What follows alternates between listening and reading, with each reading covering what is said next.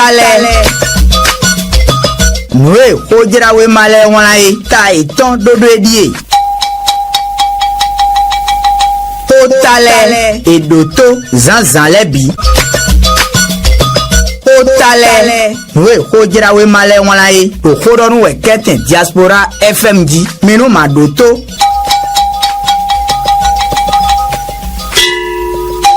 Réouverture de frontières Niger-Bénin, séance de travail à Cotonou entre experts et ministres des deux pays. Niamey pose deux conditions non négociables. Le télégramme Etienne Wessouton Etengbe et on la vovoton podo à Mamonton pan wiwiton pan kondo Djibro titimendoye et navo dogbo eyen au Niger toton nous beneto meton dian yeme na nous kunda zone o bena jangbelo gangbele yo akutono be podo hon itoto wile ton pan ipele lo bodo khosin lo yideme lo le nanogben lo nayon nu Niger toye do propowi ewe ide sodagun bo kado mende manake nu de o eni le telegram Etienne Wessouton nu eyin bo miena dozo gbejelo na time bo le routier est un igbe de sécurité souveraineté et renseignement. Le Niger fait ses lignes rouges. Le routier est un béwero. Miena Kalioji, le natime, des bordeaux de Oba, Toviemi, Minado Monjameda, Paino Kubo, la nouvelle tribune, est un béwea, et l'ordozo bégué, le timenu bododo, info matin, est un bélo canudeo, bodo mono higbon, bomilonadozo bégué le natime, le quotidien est un béwea, le soleil bénin info, est un bé la boussole, est un bé l'ordozo bégué, le timenu bododo, l'indépendant, est un béwea, et le canudo nous la tribune de la capitale, est un bé l'oragbaji, l'ordozo bégué, réouverture frontière, Nigéro, aux Béninoises, les trois conditions non négociables de Niamey, la tribune de la capitale Etengbi, et ouais que nous déo, Boromiena Gbadjembo, les quatre vérités béton, le cadre vérité fin de réunion des experts nigériennes et béninois à Cotonou, des conditions posées pour la réouverture de la frontière à Cotonou. Les travaux ont débouché sur la préparation de nouveaux accords de coopération qui devront être validés par les chefs d'État avant signature et mise en application selon un participant. Les quatre vérités béton, vérité ouais, bon bien dozo gbejelo na time ba gaski ane info itengbe e lo kenu de o jo ba khonu gbe itengbe lo dozo gbeje lo time de ba do de o alternative premier dadu konu tondo mi na ga gbajelo na time frontière Bénin Niger. Les experts bouclent leurs travaux à Cotonou. Le président Wada yin touche au but ni wala alternative premier dadu konu tondo mi na dozo gbeje bona siara itengbe lo kendo neo boro mina gbajeme lo kanatime nungbo dodo batoviemi minado monjameda pa enion wetoro mito nous si monjame mi kanado die ewe le telegramme Etienne Wessouton wadaje a kwezin kaije tumiton nano weme mide die yeme demele mai kojo de o bovonu tore o bogoso na bono eyin to gan romiado wada ina makwe Ronaldo wa nambona genso tovile bonu koyonatin lo tin gbenu bene tumiton eno le telegramme Etienne Wessouton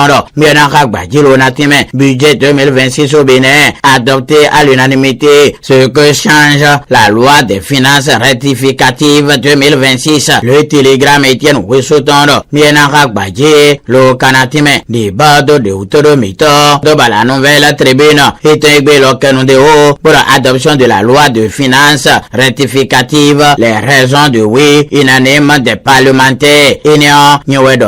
la nouvelle tribune etengbe wa Gbadjilo time boro tintime doye yeme debenule yi gbenu ina vonu to da kwezi kan to ton o nu e gazon bono imo bo yeme debenule yi gbeton mi e mo nu kunu jewe mina Gbadjilo na time ina la nouvelle tribune eton igbe dozo gbeje bo la nouvelle génération eton igbe doye Assemblée nationale du Bénin loi de finances rectificative pour l'exercice budgétaire. Le budget général de l'État porté à 4 au 148,357 milliards de francs CFA. Djogbenou et ses collègues députés donnent à Ouadayen les moyens de ses ambitions présidentielles en faveur du social. Niwedo a ina la nouvelle génération et Tengbewedo miena kendo neoburo demenong basa don idalo kwezin kanje minano kuye medie mais au 4148,357 milliards de francs CFA la nouvelle génération et Tengbewedo miena rakbaje lo natime de bado de hoba toviemi minando mo jamera paino le quotidien et Tengbeweya et le yedueneme et kanobio la bio Amaru Jibril beru titi meroje e no mondo to romia do wada itan yemendemen le na daloe benagbe kando no konai bineto mi tontono et dans le quotidien Etengbe kanodeo boromina dozo gbejelo na timeke le soleil benen fo Etengbe e lo kanodeo boromina gba jamenu gbo dodo ba to viemi minando mo jamera paino ko la boussole Etengbe wa e lo kanodeo boromina dozo gbeje l'événement du jour Etengbe do miena dozo benyoji bejibo l'indépendant Etengbe do miena ragbajilo na la tribune de la capitale Etengbe lo kendeo tu les 4 vérités béton et leur vérité wenyoyi bon quotidien l'observateur Etengbe lo kendeo bogro mina gbajeme lo kanatime de bado de hoba to viemi minando mo jamera paino kwetoro mi to gaske ani info Etengbe wa onungbo Etengbe tu le matin Etengbe lo kendeo alternative romia da konutan Etengbe karoti timedaje kule kamedon emienai banado medaje alizo ewaidi do kule kamedon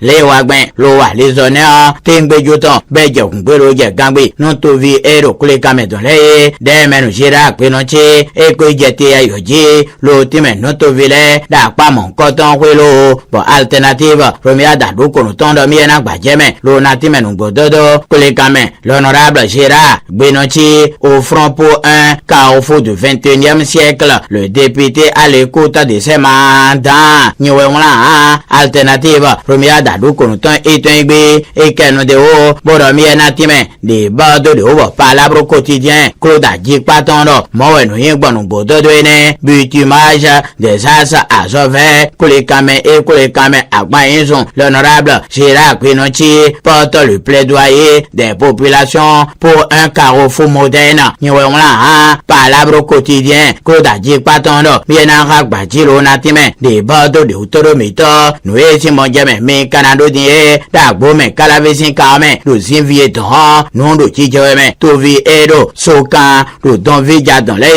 yero osue do yeme beto alo se kwibudo letin bonja ikungba itonle glan bono don do kwebe be noje wedo kwegbon sun do randoji eno zombo to vile ye kagbaji boro to polagan agbo me kalaviton Nathanael Koti ero mirowe don nunero jijawe do zinvie sokan yo boro meneje tiwayo je lo apon wero jije da ikungba si ale no do zinvie sin kan melo palabre quotidien Claude Adjikpatondo miena do so gbeje zinvie abome kalavi des propriétaires terriens dénoncent des spoliations foncières à sokan doveja et appelle le maire Nathanael Koti au secours. Niwedo a eno palabre quotidien Claude Adjikpatondo nuero jijawe do zinvie sokan to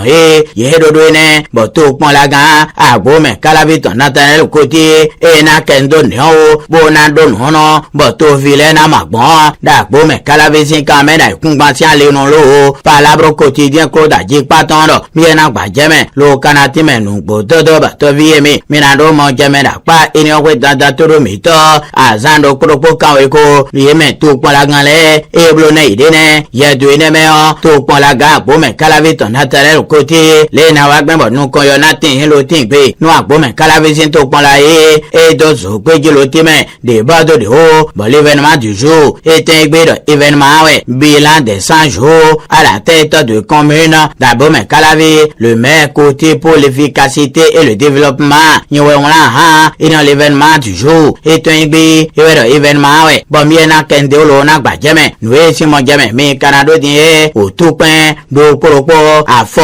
kanweko ewe e oulé do betero singa medon yeme de bozowato et le bon le potentiel est un que lutte contre le trafic illicite dans les départements du Borgou, Aliboré, à Betero, 3000 cartouches tombent dans les filets douaniers. Et dans le potentiel est un et le mienado soubenye, le canatime, des bardeaux de Outoromito, le grand jury, Elias Akpamoliton est un et le que nous donnons, Boromon 11 jours après cette prouesse de 304,7 kg de psychotrope et 625 cartouches à Ndali. La douane béninoise intercepte 3000 cartouches à Betero. Le grand jury, Elias Akpamoliton, Miena Kendo Neo, le Kanagba Jemen, de Toromito, nous venons à Isoron, Bedo Conway et Con, Emmanuel Akbujelo, Ewen Mondi, Bevigilda Sohova, et Nachendo Procomito Lebonon, Ni So.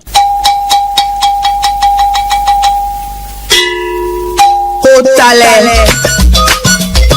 Nous, Ojirawe Malé, on a été tant de dédié. Talent et d'auto Zanzan Lebi. Talent. Nous, Ojirawe Malé, on a été au